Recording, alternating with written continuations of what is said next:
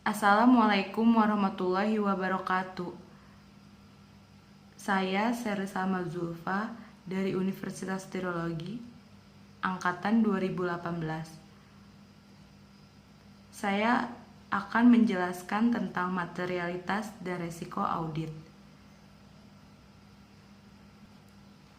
Materialitas adalah besarnya nilai yang dihilangkan atau salah saji informasi akuntansi yang dilihat dari keadaan yang melingkupnya, dapat mengakibatkan perubahan atas suatu pengaruh terhadap pertimbangan orang yang meletakkan kepercayaan terhadap informasi itu. Karena adanya penghilangan atau salah saji itu.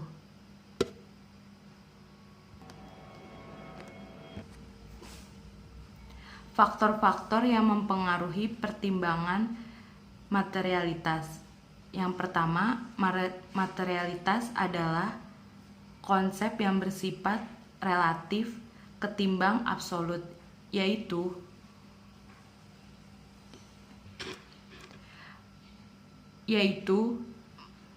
material, yaitu salah saji dalam jumlah tertentu mungkin saja material bagi perusahaan kecil, tetapi dapat saja tidak material bagi perusahaan besar. Yang kedua,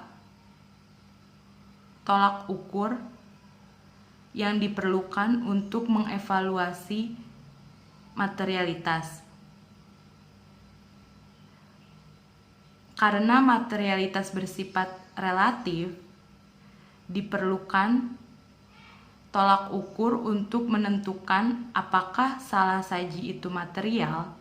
Yang ketiga, faktor-faktor kualitatif yang juga mempengaruhi materialitas, yaitu jenis salah saji tertentu mungkin lebih penting bagi para pemakai dibandingkan salah saji lainnya,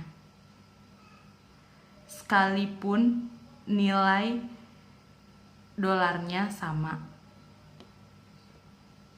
Faktor yang harus dipertimbangkan dalam melakukan pertimbangan awal tentang materialitas pada setiap tingkat. Yang pertama, materialitas pada tingkat laporan keuangan.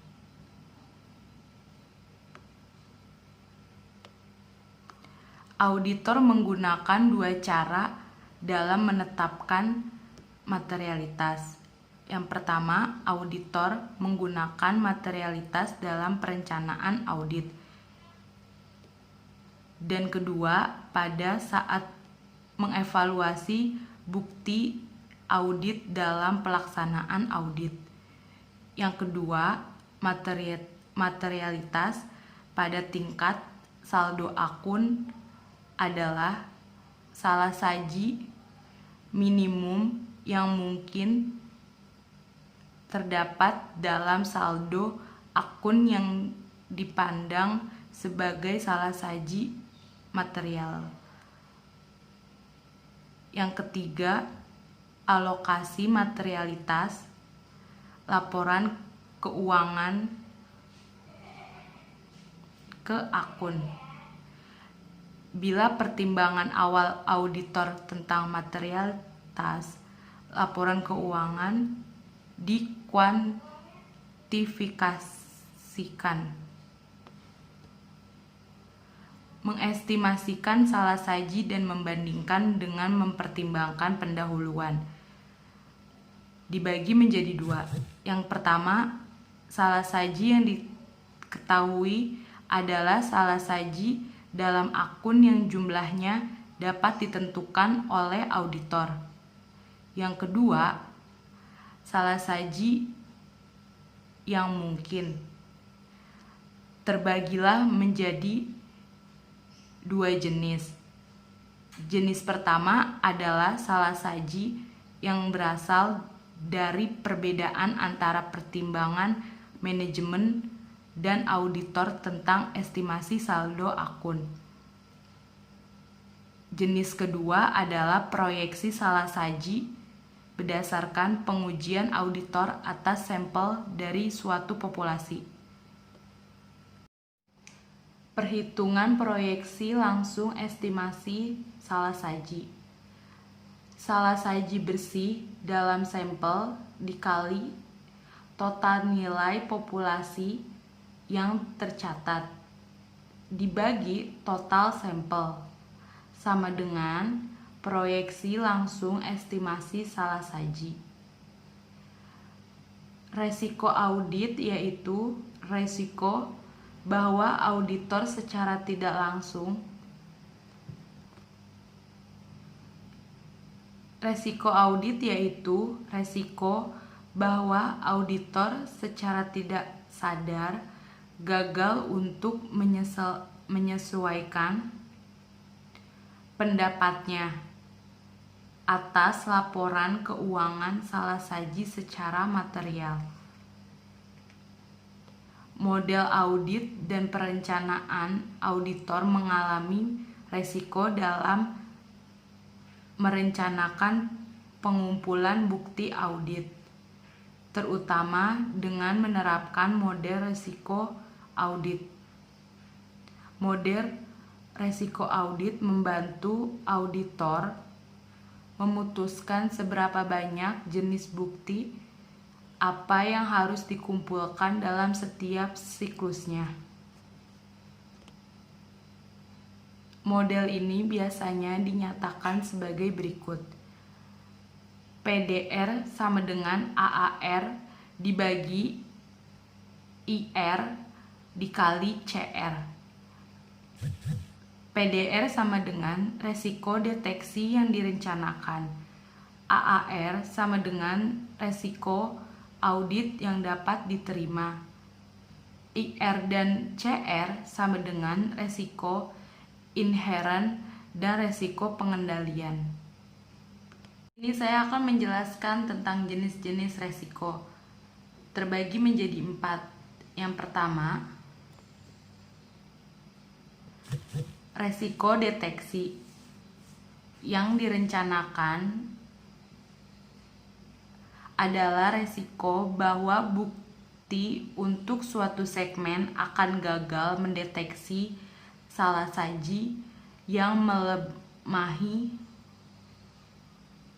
salah saji dapat ditoleransi. Yang kedua, resiko inherent mengukur penilaian auditor atas kemungkinan adanya salah saji yang material dalam segmen sebelum memperhitungkan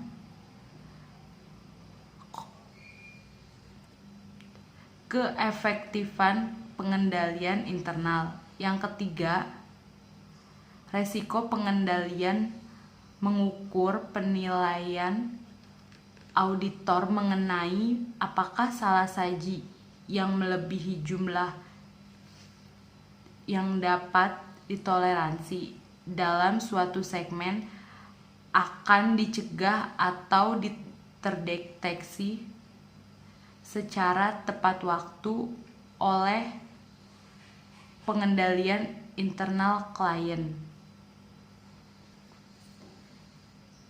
Yang keempat, resiko audit yang dapat diterima adalah ukuran kesediaan auditor untuk menerima bahwa laporan keuangan mungkin mengandung salah saji material setelah audit selesai dan mendapatkan wajar tanpa pengecualian dikeluarkan.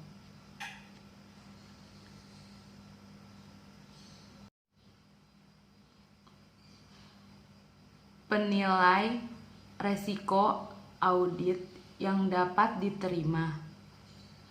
Auditor sebaiknya harus memutuskan resiko audit yang dapat diterima yang tepat bagi suatu audit selama perencanaan audit.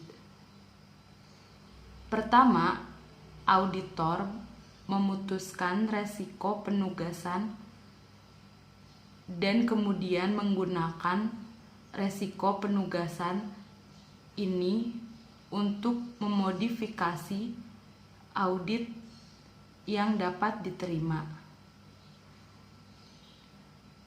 Penilaian resiko inherent.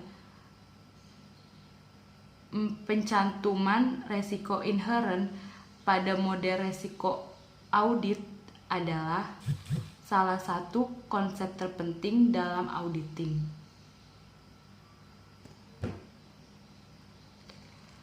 Hal tersebut menyiratkan bahwa auditor harus berupaya memprediksi di mana salah saji yang paling besar dan paling kecil mungkin terjadi dalam segmen-segmen laporan keuangan. Hubungan antara materialitas resiko audit dan bukti audit. Yang pertama, jika auditor mempertahankan resiko audit, konsultan saya akan menjelaskan tentang hubungan antara materialitas, resiko audit, dan bukti audit. Yang pertama, jika auditor mempertahankan resiko audit, konstan dan tingkat materialitas dikurangi. Auditor harus menambah jumlah bukti audit yang dikumpulkan. Yang kedua, jika auditor mempertahankan tingkat materialitas konstan dan mengurangi jumlah bukti audit yang dikumpulkan, resiko audit menjadi meningkat. Yang ketiga, jika auditor menginginkan untuk mengurangi resiko audit, auditor dapat menempuh salah satu dari 3 cara berikut ini. Yang pertama, menambah tingkat materialitas, sementara itu mempertahankan jumlah bukti audit yang dikumpulkan. Yang kedua, menambah jumlah bukti audit yang dikumpulkan, sementara itu tingkat materialitas tetap dipertahankan. Yang ketiga, menambah sedikit jumlah bukti audit yang dikumpulkan dan tingkat materialitas secara bersama-sama. Terima kasih. Wassalamualaikum warahmatullahi wabarakatuh.